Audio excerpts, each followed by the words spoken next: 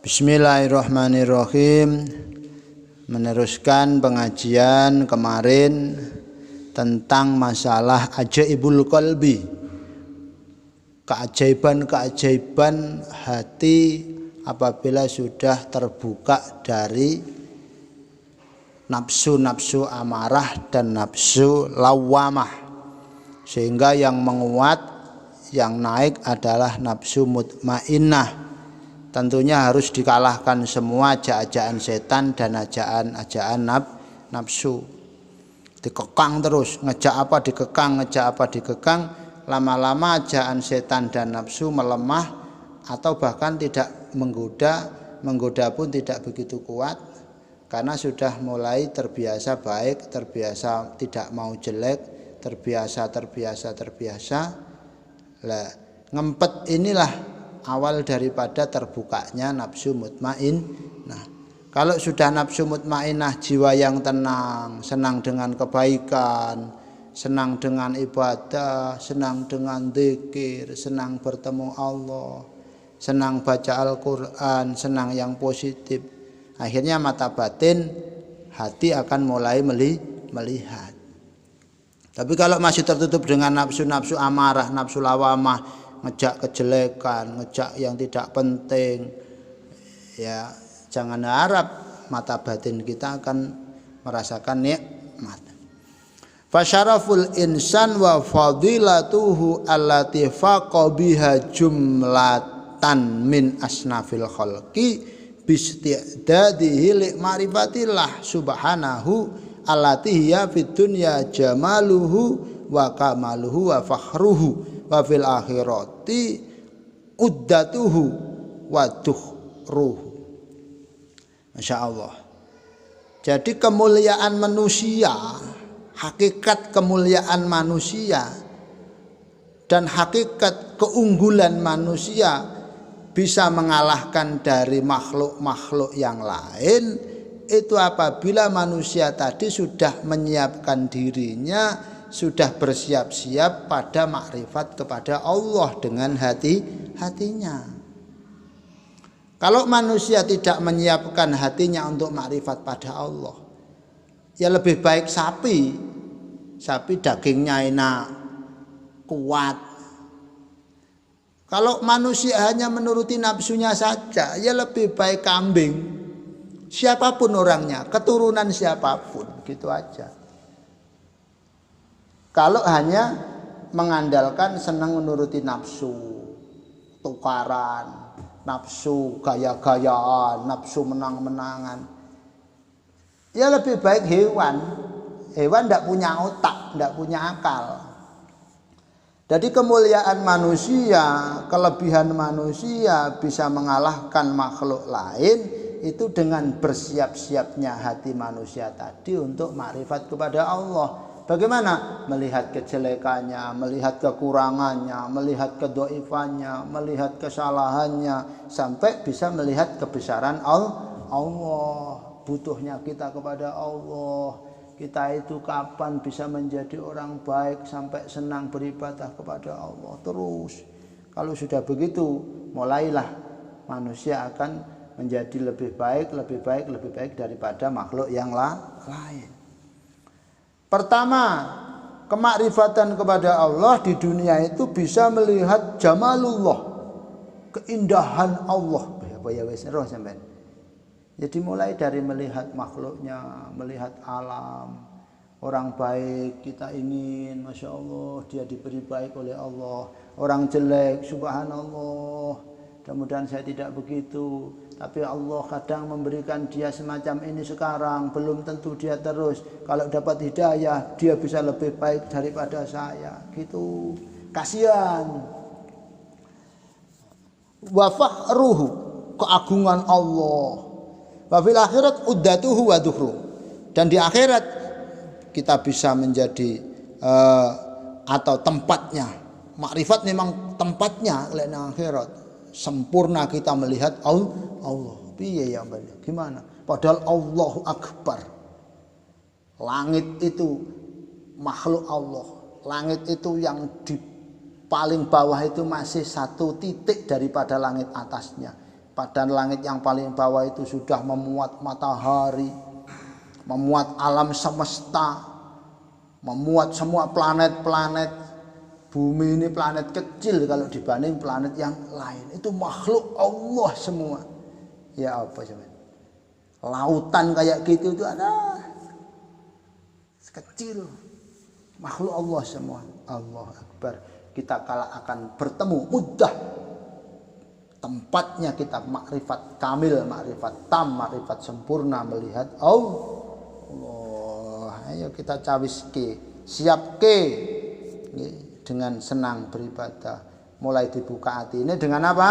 Pertama ngempet nahan ajaan-ajaan jelek nafsu, ajaan-ajaan yang tidak baik. Sing tilpun-tilpunan sing gak penting-penting dimpet. Lek kepengin roh jamalullah, eloke Gusti Allah, kebesaran Allah, keajaiban-keajaiban yang diberikan Allah, Masya Allah. Ngempet gitu. Wa inna ma sta'dada li ma'rifah bi qalbih la bi jarihatin min jawarih. Tapi manusia itu bersiap-siap untuk makrifat kepada Allah dengan hatinya, tidak dengan anggota badannya. Pinter ngomong ngecotek, tapi kalau hatinya beku, hatinya kosong, sombong, dia tidak akan melihat kebesaran Allah karena ketutup kesombongannya.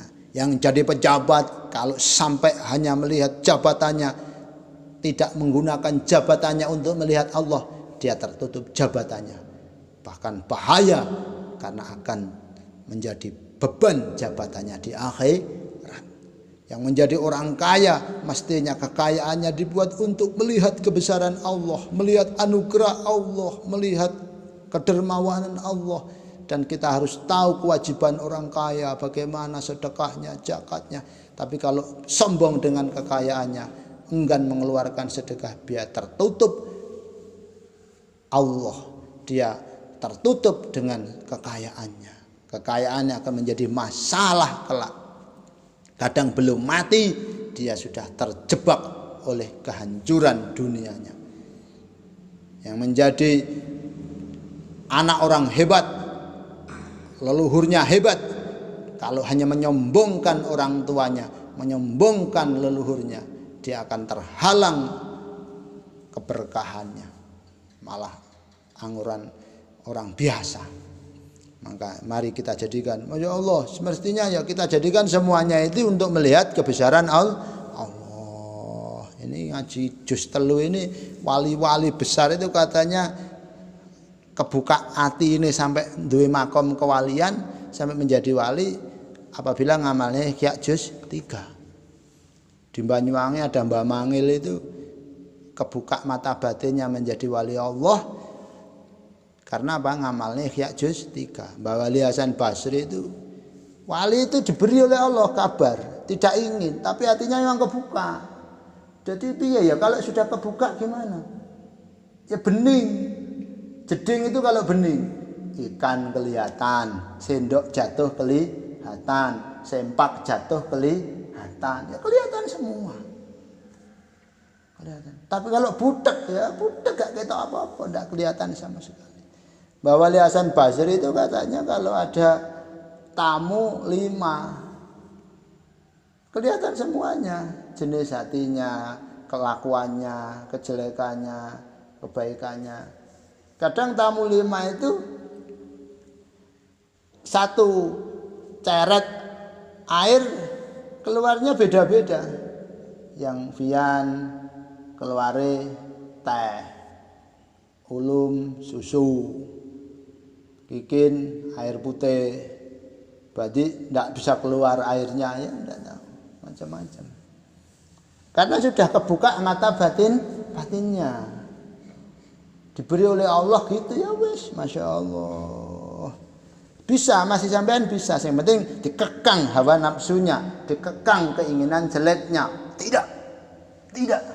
Masya Allah. Dan fal qalbu huwal alim billah wa huwa al mutaqarrib ila Allah wa huwal ngamil lillah wa huwa sa'i ila Allah wa huwal mukasyab bima indallah waladaihi. Allah tak pengen ngene wis, pengen ngene. Hati adalah yang alim, bisa tahu Allah, tahu terhadap kebesaran Allah, tahu terhadap Allah, yang bisa mendekat kepada Allah. Billah itu berarti bersama Allah. Ilallah berarti terus mendekat hatinya kepada Allah. Koyok ndak sampai terus, koyok ndak sampai terus mencari Allah.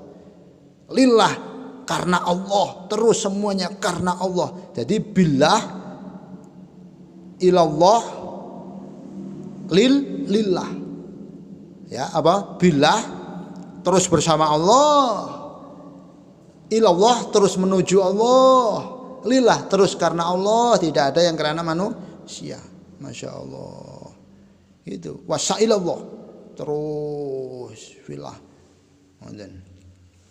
Dan terakhir kalau sudah begitu enak ini, masya Allah. Muga-muga seenek turane wali-wali mbiyen masih ada, mudah-mudahan jatah wali-wali mbiyen sing masih belum diturunkan bisa diturunkan kepada kita. Apa? Al-mukasyab bima indallah waladeh, yang dibukakan hatinya terhadap apa-apa yang ada di sisi Allah, keajaiban-keajaiban di samping atau pada ngersane Gusti Allah. Ada, masya Allah. Tapi apa ya bisa ya? Mbah Mahrus Ali, masya Allah, radhiyallahu anhu wa rahimahullah. Mau haji pas kejadian pesawat yang nabrak gunung es di Kolombo itu, Mbah Mahrus itu pas masuk kapal itu, masuk pesawat itu, karena hatinya bening. Mus, hatinya dibeningkan. Apa mus? Billah terus bersama Allah, ilallah terus menuju Allah, fillah di dalam Allah, terus lillah terus karena Allah. Akhirnya engkau sampai mu'arrif bima indallah waladeh, kau akan tahu terhadap apa yang ada di sisi Allah. Mbah Mahrus itu mus sudah jatah masuk, aduh, ayo keluar aja ikut pesawat yang di belakangnya. Ini pesawat ini bau mayat. Loh, masa bau mayat? Iya, bau mayat. Akhirnya apa? Tidak jadi ikut pesawat itu. Ternyata betul satu pesawat hangus nabrak gunung es di Kolombo, sing dimakamke di Ampel itu. Itu Mbah Mahrus waktunya itu pesawat itu bau mayat. Kalau Mbah Yaifian ya mungkin wis tulis almarhum sekarang. Ya, enggak tahu apa-apa yang ada di sisi Allah, enggak kelihatan karena hati kita peteng, banyak nafsunya. Jamaah sulit, kalau dulan seneng, ya itu yang menjadikan peteng. Ya kayak saya ini juga. Masya Allah. Mbah Marzuki ketika Mbah Imam Yahya berangkat haji, ternyata bisnya waktu jalanan Mekah Madinah tabrakan. Temannya banyak yang cacat, banyak yang luka. Mbah Yahya enggak apa-apa. Kok enggak apa-apa? Waktu itu katanya ditangkap oleh Mbah Marzuki. Kula ditangkap sama Pak D. Di Mbah Marzuki padahal di Lirboyo. Masya Allah. Bersihkan billah ilallah fillah lillah, terus bersama Allah, terus menuju terus kepada Allah, terus lillahi ta'ala fillah di dalam Allah. Gak main, masya Allah. Muga-muga nggih. Wa innamal jawari ajbaun wa khudumun wa alatun yastahdimuha al-qalbu wa yasta'miluha isti'malal malikil abdi. Adapun anggota badan itu pengikut-pengikut, khodam-khodamnya, alat-alatnya hati, yang dibuat hati untuk meladeni kehendak hati, untuk meladeni jernihnya hati. Baik, ya kan tangan yang berbuat, mata baik kan mata yang berbuat, telinga mendengarkan yang baik, kaki berjalan menuju yang baik. Itu hanya peladen-peladennya hati yang sudah jernih. Masya Allah. Paham ya? Paham di? Kalau sudah begitu, hatimu jernih, mengalir kepada tanganmu jernih, pandangan matanya jernih, yang diucapkan jernih, pikirannya jernih, kakinya jernih, semuanya baik. Sudah tidak dibuat-buat. Lek awakmu sik pemaksaan. Kita sik maksa kadang maksa oleh sedina wis kepleh lagi. Koyo api-api ovian wis topak api wis masyaallah. Ternyata satu kali tok, mari wis klepek maleh. Terus sampai bukan pemaksaan. Kebiasaan itu menunjukkan hati yang jernih. Kalau sudah jernih betul, ya itu tadi. Padam, Masya Allah. Hati-hatinya sudah bisa mengarahkan anggota badannya, menggerakkan seperti halnya ratu, menggerakkan kepada prajuritnya. Seperti halnya pemimpin menggerakkan rakyatnya. Masya Allah. Itu seperti halnya tukang menggerakkan alat tukang-tukangnya. Fal qalbu huwal maqbul indallah idza salima min ghairillah. Hati itu yang akan bersama atau yang diterima oleh Allah ketika hati tadi selamat dari selain Gusti Allah. Mudah-mudahan hati kita selamat, semua yang kita lakukan murni karena Allah, ikhlas karena Allah, selalu bersama Allah dan selalu dibuat untuk menuju Allah. Kekayaannya dibuat untuk menuju Allah, jabatannya dibuat untuk menuju Allah, pangkatnya dibuat untuk menuju Allah, ketenarannya dibuat untuk menuju Allah, nasabnya dibuat untuk menuju Allah dan Rasulullah. Amin ya rabbal alamin. Al-Fatihah.